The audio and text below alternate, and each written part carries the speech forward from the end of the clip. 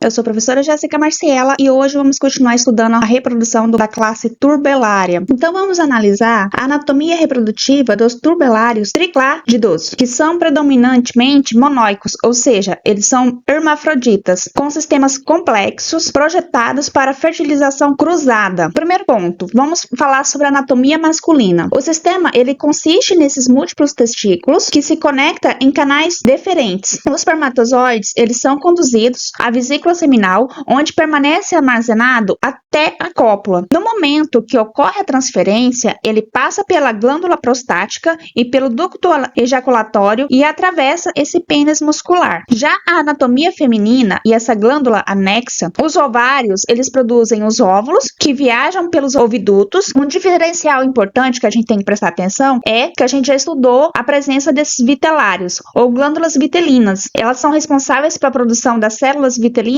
nutritivas que circundam os órgãos. Para o armazenamento do esperma recebido do parceiro, o animal vai utilizar essa bolsa copulatória. Observe na imagem. Em algumas espécies, um receptáculo seminal adicional. Como ocorre esse processo de postura? Então, após a fertilização interna, as glândulas de cemento que revestem os ovos com essa substância pegajosa, permitindo que sejam aderidos a substratos sólidos como os vegetais e rocha, essa complexidade glandular do sistema reprodutor, incluindo a glândula prostática e a glândula de cemento, ela oferece múltiplos alvos para questões de quimioterápicos. Então, fármacos que interferem nessa síntese das células vitelínicas ou secreção de cemento pode viabilizar a postura ou a proteção dos ovos, que interrompe esse ciclo de vida no reumento sem a necessidade de matar o indivíduo adulto imediatamente. Então, vamos observar essa imagem e nos perguntar, considerando essa presença simultânea de órgãos masculinos e femininos, discuta a importância adaptativa da fertilização cruzada obrigatória e do armazenamento de esperma da bolsa copulatória. Na verdade, embora ele seja hermafrodita, essa fertilização cruzada, ela evita a autofecundação. Ela promove essa recombinação gênica e essa bolsa copulatória, ela permite que o animal armazene espermas de parceiros diferentes, possibilitando a fertilização de várias levas de óvulos, mesmo após um único encontro reprodutivo. Agora, hipoteticamente, farmacologicamente falando, de que maneira o bloqueio farmacológico das glândulas de cemento afetaria a taxa de infecção de um ecossistema aquático, considerando a necessidade de adesão dos ovos e substratos sólidos para completar esse desenvolvimento? Acontece que se esse cemento não for secretado corretamente, os ovos eclodirão à deriva ou serão levados pela correnteza para ambientes desfavoráveis, o que impede essa fixação e o desenvolvimento dos juvenis em nichos adequados, o que reduz drasticamente a densidade populacional do parasita.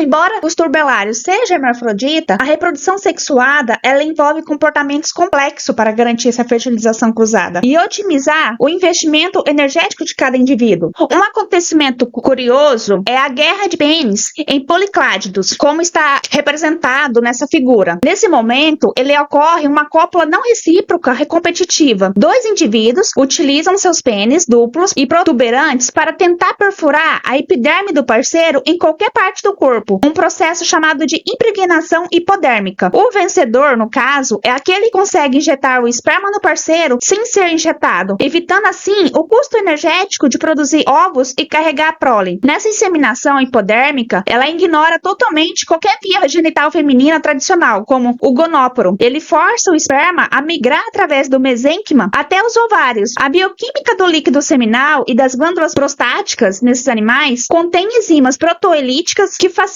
a penetração tecidual durante a inseminação hipodérmica. O estudo dessas secreções pode revelar novos compostos com capacidade modular à permeabilidade epitelial.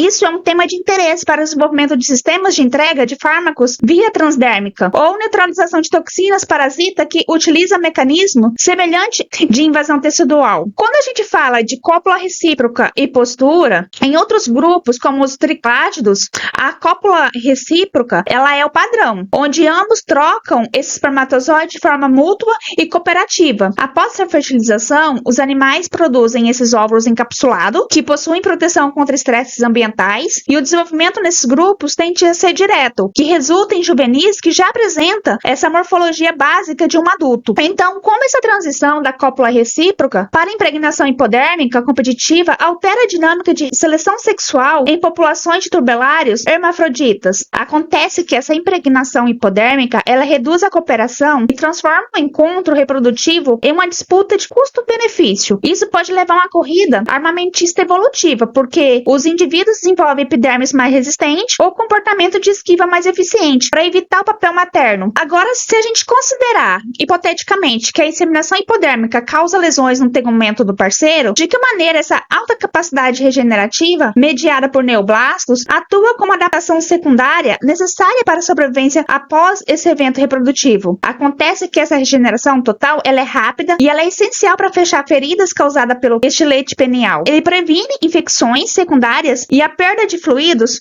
internos. Sem essa competência celular totipotente, o custo físico da reprodução seria letal, impedindo a continuidade do ciclo de vida da espécie.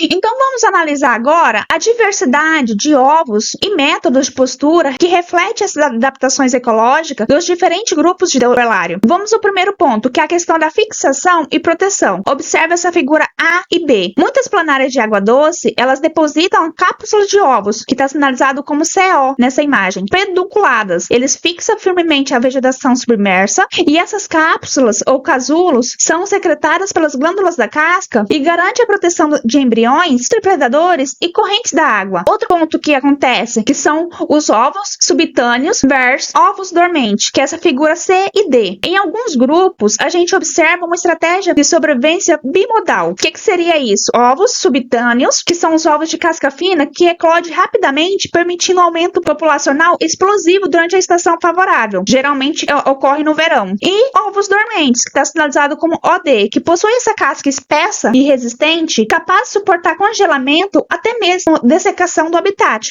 Ele eclode apenas quando as condições ambientais voltam a ser ideais. Essa capacidade de alternar entre ovos simultâneos dormentes é uma resposta a sinais ambientais, como fotoperíodo, temperatura, que otimiza o sucesso reprodutivo em corpos de água temporário.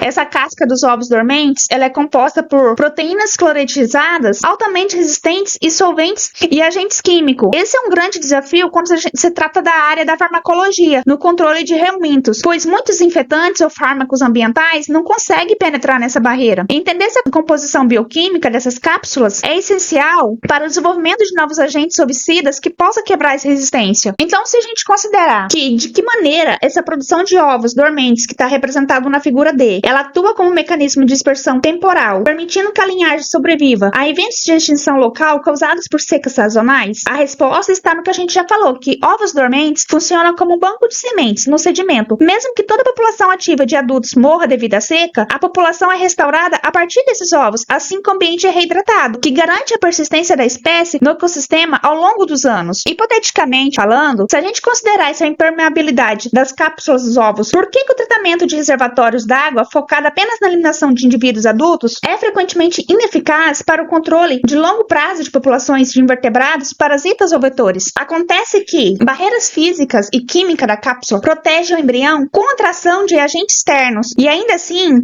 mesmo após a morte dos adultos, os ovos permanecem viáveis no substrato e darão origem a uma nova geração de juvenis saudáveis assim que a concentração do fármaco no ambiente diminuir, o que exige estratégias de tratamentos repetitivas que visem a degradação dessa casca.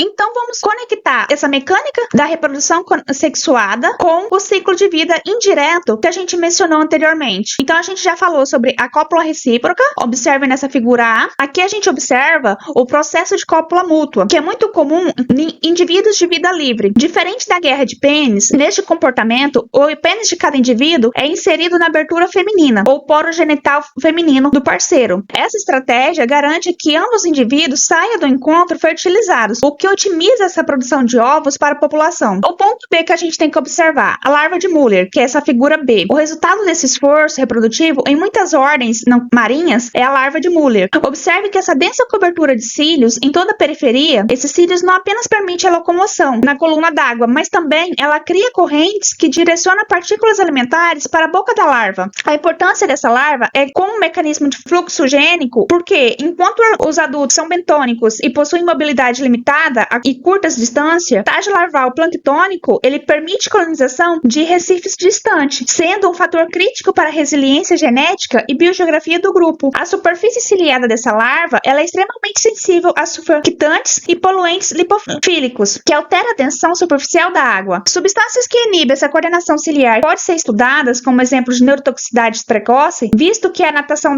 larval depende de uma rede nervosa rudimentar mais precisa para orientar a larva em direção à luz, o que chamamos de fototaxia positiva. Então vamos considerar aqui essa natação mediada pelos cílios da larva. Quais as implicações adaptativas de possuir esses lobos ciliados prominentes em comparação de uma larva de corpo liso em um ambiente pelágico? Acontece que os lobos, eles aumentam essa área de superfície ciliada sem aumentar proporcionalmente a massa corporal. Ele confere uma maior sustentação e eficiência na natação e na captura de plâncton. Ele permite que a larva permaneça mais tempo na coluna d'água antes da metamorfose. Então, se farmacologicamente, de forma hipotética, a gente considerar de que maneira esses fármacos que interferem na sinalização colinérgica atuantes nessa musculatura e nervos pode impedir a cópula recíproca ao afetar essa protusão do pênis muscular. Essa protusão e inserção do pênis depende de um controle neuromuscular preciso. Bloqueadores neuromusculares ou agentes que alteram essa contração da musculatura lisa e estriada dessa bolsa peniana impediria essa transferência de esperma, resultando na falha reprodutiva, mesmo que o comportamento de corte ocorra. Até a próxima aula!